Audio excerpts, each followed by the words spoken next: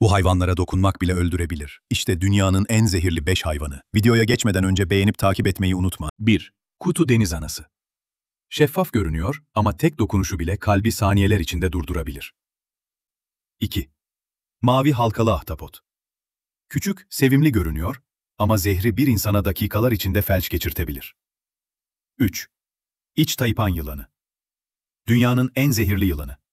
Tek ısırığıyla 100'den fazla insanı öldürecek kadar güçlü. 4.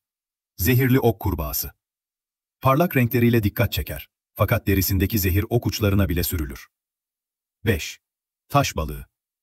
Kayalıkların arasında saklanır. Üzerine basarsanız acı dolu bir şok yaşatır. Tedavi edilmezse ölümcül olabilir.